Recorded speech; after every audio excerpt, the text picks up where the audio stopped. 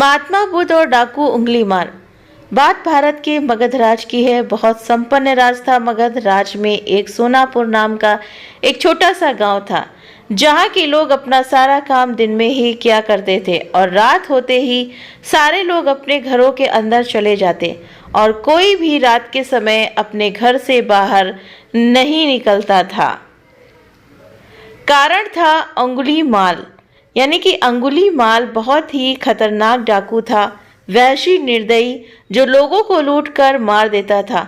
इतना ही नहीं, वह लोगों के बीच डर बनाए रखने के लिए मारे हुए व्यक्तियों की उंगलियां काटकर उनकी माला बनाकर पहन लेता था। इसी कारण से उसका नाम अंगुलीमाल पड़ा।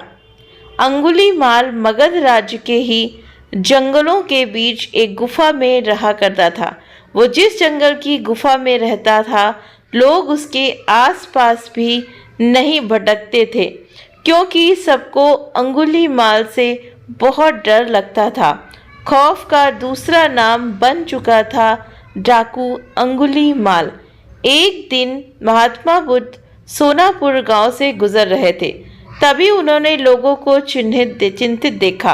लोगों को इस तरह से परेशान देखकर गौतम बुद्ध ने उन सबसे पूछा, क्या बात है, आप सब इतने डरे हुए क्यों हैं? लोगों ने महात्मा बुद्ध के सवालों का जवाब दिया, महात्मन, यहाँ एक डाकू अंगुलीमाल का बुरा प्रकोप है। वह लोगों को लूटकर उन्हें मार देता है और उनकी उंगलियों को काटकर उनकी माला बनाकर पहन लेता है। इसलिए हमारे गांव के लोग बेहद डरे हुए हैं। अब आप भी बताइए कि हम करें तो क्या करें? अच्छा, ये बात है, तो फिर वो अंगुलीमाल रहता कहाँ है? महात्मा बुद्ध ने लोगों से पूछा। एक व्यक्ति सामने आया और बोला, वो गांव किनारे थोड़े घने जंगलों में रहता है। जंगलों के अंदर एक गुफा है, जिसके अंदर अंगुलीमाल रहता है।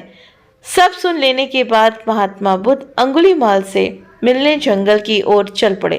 सोनापुर गांव के लोगों ने उन्हें रोकने समझाने की बहुत कोशिश की, लेकिन फिर भी वो रुके नहीं और जंगल की ओर चल पड़े। जैसे ही वो जंगल के पास पहुंचे, अंगुलीमाल अपनी गुफा में से निकलकर हाथ में तलवार लिए खड़ा हो गया। गौतम बुद्ध ने अंगुलीमाल को अनदेखा कर दिया और आगे बढ़ चले। यह देखकर अंगुलीमाल बुद्ध का पीछा करने लगा। पीछा करते हुए अंगुलीमाल जोर से चिल्लाकर बोला, ए सन्यासी, वहीं रुक जा। मैं तो रुक गया, तुम कब रुकोगे? अंगुलीमाल, तुम अपनी ये हिंसा कब बंद करोगे? महात्मा बुद्ध ने कहा। ऐसे में अंगुलीमाल क्रोधित हो गया। फिर उसने गौतम बुद्ध से कहा, सन्यासी, तू मुझे जानता नहीं है। मैं इस राज्य का सबसे शक्तिशाली मनुष्य हूँ।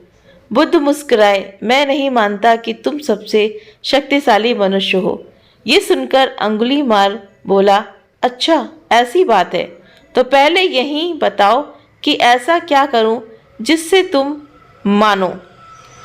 बुद्ध ने कहा, जाओ और उस पेड़ से 10 पत्तियां तोड़ कर लाओ। महात्मा बुद्ध के कहने पर अंगुलीमाल ने वही किया। वो पेड़ के पास गया और उसमें से 10 पत्तियां तोड़ लाया। फिर बुद्ध ने कहा, जाओ अब इन पत्तियों को वापस से उस पेड़ में जोड़ दो। ये सुनकर अंगुलीमाल अचंभित हो गया और उसने महात्मा बुद्ध से कहा, ये कैसा बेहुदा मजाक है? भला कोई पत्तियों को तोड़कर वापस पेड़ में कैसे जोड़ सकता है? बुद्ध ने कहा, तुम खुद को सबसे शक्तिशाली कहते हो और इन पत्तियों को भी नहीं जोड़ सकते। अगर तुम किसी को जोड़ नहीं सकते तो उसे तोड़ो भी मत। अगर तुम किसी को जीवन नहीं दे सकते तो उन्हें मारो भी मत। तो ऐसा बुद्ध जी ने अंगुलीमाल को कहा। ये सुनकर अंगुलीमाल की आंखें खुल गईं। वो बुद्ध के चरणों में गिर गया और उनसे माफ़ी मांगने लगा। इसके बाद वे अंगुलीमाल ने बुरे काम करना छोड़ दिया और वो महात्मा बुद्ध का शिष्य बन गया।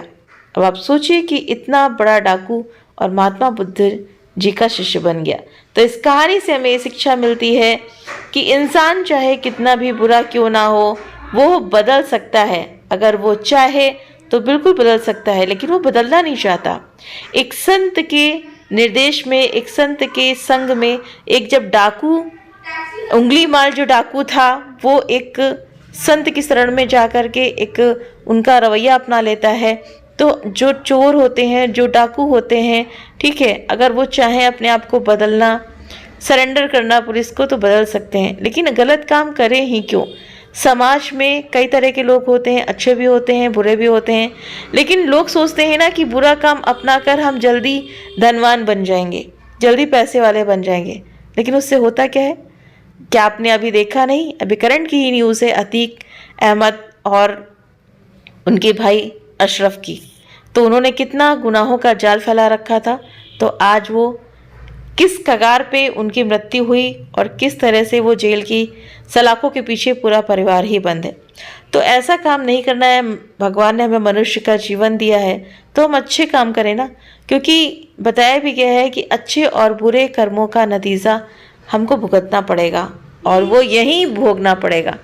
अगर इस जन्म में आप नहीं भोग पाए तो अगले जन्म में तो जरूर से ज़रूर भोगना पड़ेगा। फिर तब आप रोते हैं भगवान के सामने कि भगवान, हमने ऐसा कौन सा बुरा कर्म किया था जो आज हमें ये दिन देखना पड़ रहा है। तो इसीलिए संत की शरण में जाने से अच्छे अच्छे जो विकारी लोग होते हैं वो भी अच्छे बन जाते हैं। और भगवान से आप कहते हो, एक चोर होता है तो वो भी भगवान की मदद लेता है और भगवान उसकी मदद करते भी हैं, और एक जो संत होता है उसकी भी भगवान मदद करते हैं, क्योंकि भगवान के आगे आप जा कर के आप घंटी बजाते हो, आप भगवान की पूजा करते हो, तो भगवान आपकी बात सुनते हैं। लेकिन उस कर्म में भगवान आपका साथ नहीं देता है, वो आपके लिए अच्छा हो या बुरा हो। तो ये तो सोचने वाली बात है ना, क्योंकि जब एक चोर मिन्नतें मांगता है, भगवान के मंदिर में जाके कहता है कि मैं घंटा चढ़ाऊंगा, आज मैं चोरी करने जा रहा हूँ तो मुझे आप सफल बना देना, तो भगवान उसको सफल बनाता है, लेकिन वहाँ भगवान जिम्मेदार नहीं होता है। अगर आप उसके बाद सजा काटोगे, पकड़े जाओगे, पुलिस के हत्थे चढ़ोगे, तो क्या भगवान इसके लिए जिम्मेदार होगा? नहीं होगा, क्योंकि श्रीमद् भागवत गीता में साफ शब्दों में कहा गया है कि ना मैं तेरे पाप पुण्य को और ना ही मैं तेरे बुरे कर्मों को ग्रहण करता हूँ। आप अगर मंदिर में बैठ कर के घंटा बजाते हो, आप मेरी पूजा करते हो, तो भी उसका फल मिलता है। और आप आकर के मंदिर में ये प्रार्थना करते हो कि भगवान आज मैं चोरी करने जा रहा हूँ, आज मैं डकैती करने जा रहा हूँ, तो भगवान वहाँ पे भी आपकी मदद करता है। लेकिन भगवान इन सब में लिप्त नहीं होता है, वो तुम्हारे कर्म हैं, तुम्हारे अच्छे और बुरे कर्मों का भगवान भागीदार नहीं होता है। जब गलत होता है तो भगवान को आप कोसते हैं, अच्छा होता है तो भगवान को आप धन्यवाद भी देते हैं, तो भगवान का कुछ नहीं जाता है। जाता है तो सिर्फ आपका ही जाता है, आपके अपने कर्म हैं। जो आज आपको मिल रहा है वो आपके अपने कर्म हैं, और जो कल आप भोग करके आए हैं, जो आप करके आए हैं, वो भी आपके अपने ही कर्म हैं। इसलिए संभल संभल कर हमें कर्म करने चाहिए।